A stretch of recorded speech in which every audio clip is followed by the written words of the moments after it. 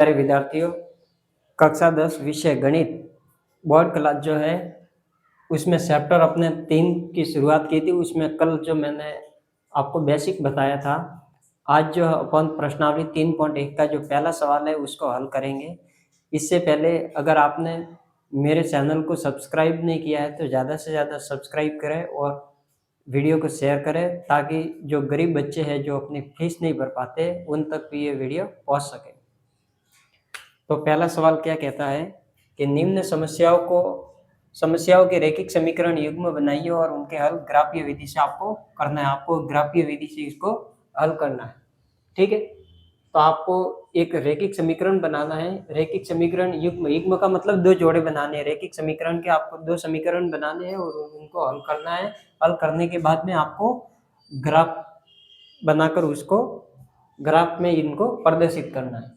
तो पहला सवाल पहले का पहला है कि कक्षा 10 के 10 विद्यार्थियों ने एक गणित की पहली प्रतियोगिता में भाग लिया। यदि लड़कियों की संख्या लड़कों की संख्या से 4 अधिक हो तो प्रतियोगिता में भाग लिए लड़कों और लड़कियों की संख्या ज्ञात कीजिए। आपको क्या करना है कि कक्षा 10 के 10 विद्यार्थी, मतलब कक्षा 10 में कितने विद्यार्थी है? 10। और एक गणित की पहली प्रतियोगिता होती है और उसमें 10 विद्यार्थी भाग लेते हैं। तो ये तो हो गई आपकी पहली समस्या। यहाँ तक आपके हो गई पहली समस्या। दूसरी समस्या है कि लड़कियों की संख्या और लड़कों की संख्या लड़कों की संख्या से 4 अधिक है। ये दूसरी समस्या है। तो दो समीकरण बनाकर उनको आपको हल करना है। तो किस प्रकार से करेंगे, देखिए यहाँ से अपन हल करते हैं। सबसे पहले क्या करना है कि यहाँ पे लड़कों और लड़कियों की संख्या अपने को ध्यान नहीं है। टोटल विद्यार्थी 10 है, तो आपको क्या करना पड़ेगा? मानना पड़ेगा। मानने के लिए ABCD के जो भी अपने चर वाले अक्षर है उनका प्रयोग करेंगे। तो अपन लेंगे माना लड़कों की संख्या, इसको अपन मान लेते हैं x। अब है लड़कियों की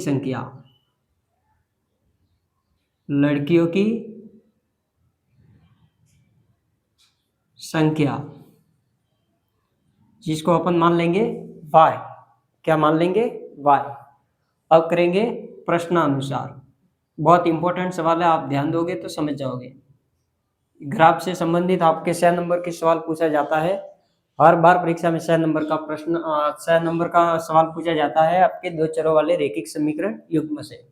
प्रश्न अनुसार अब एक कक्षा 10 में उपस्थित विद्यार्थी टोटल कितने हैं? 10। कितने विद्यार्थी है? 10। यानी कि लड़के तो है x और लड़कियां है y, दोनों का योग कितना है? 10। यानी टोटल विद्यार्थी कितने हैं? 10। x और y को जोड़ोगे तो टोटल विद्यार्थी 10। इसको मान लेंगे समीकरण 1। यह आपकी हो गई पहली समस्या।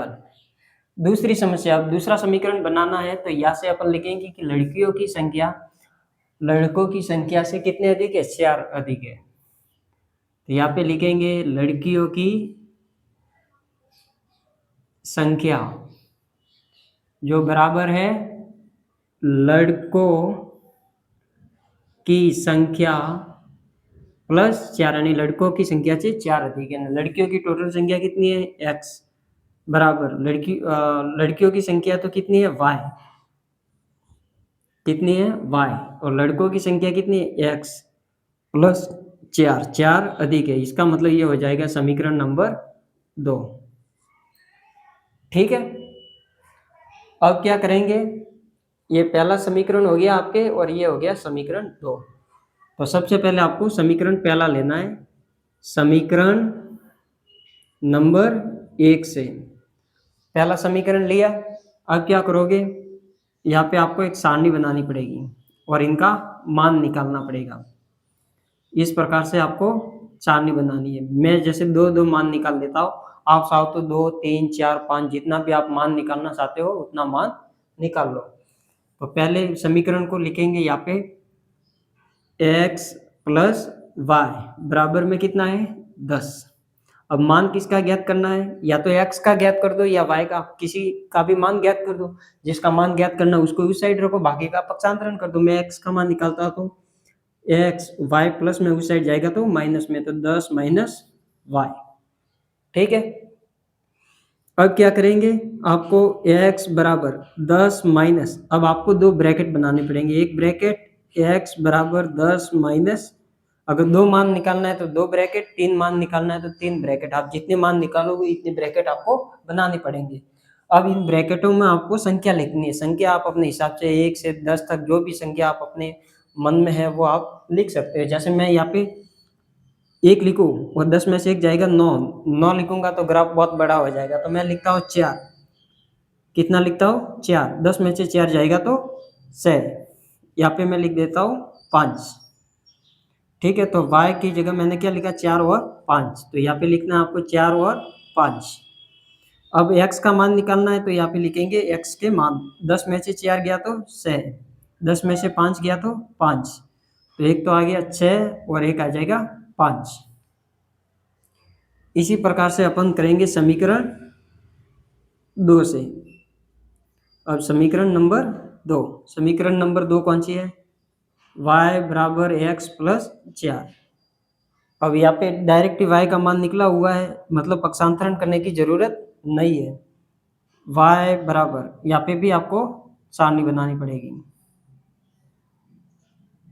इस प्रकार से आपको सारणी बनानी है, x y दो मान आपको लिखने हैं। x की जगह दो ब्रैकेट, एक ब्रैकेट हो गया, और y बराबर ये दूसरा ब्रैकेट प्लस 4 का प्लस 4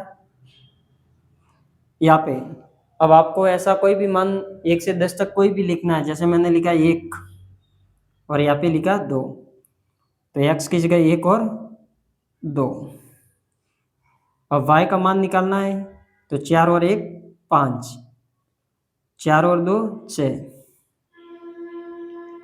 तो एक तो आ जाएगा 5 और ये 6। इस प्रकार से दोनों समीकरण को आपको हल करना है। अब इन दोनों सारणी का मान अपन क्या करेंगे, ग्राफ में रखेंगे। तो आपको इस प्रकार से ग्राफ बनाना है। ग्राफ के लिए मैं दूसरे मार्कर प्रयोग में लेता हूं। इस प्रकार से आपको लाइनिंग खींचनी है, इसको कहेंगे ऊर्ध्वाधर रेखा। कौन सी रेखा, ऊर्ध्वाधर रेखा।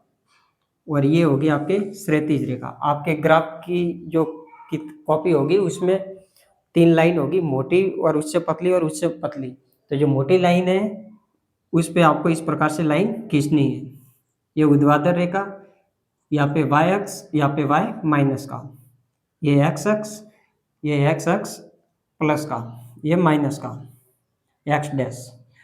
यहाँ पे हमेशा ओ होता है, जो मूल बिंदु के जो निर्देशांक होते हैं 0 0, यानी इसको O।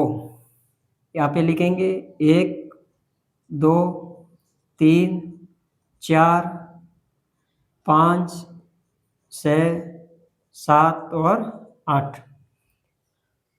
यहाँ पे भी लिखेंगे, थोड़ा ऊपर लिखता हूँ मैं, 1 2 3 4 5 6 7 8।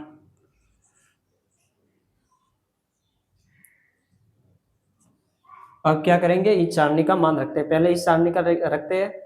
x का तो 6 और y का 4, x का 6 ये रहा और y का 4, तो यहाँ पे पॉइंट। फिर x और y का 5 5, तो ये रहा, ये इसका 5 यहाँ पे आ जाएगा 5। ठीक है, अब क्या करेंगे, इस लाइन को मिलाएंगे इस प्रकार से।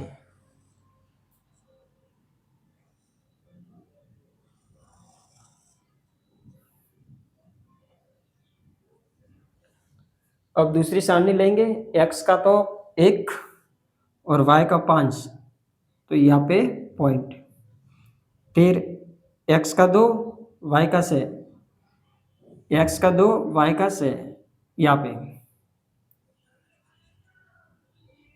फिर आपको लाइन खींचनी है।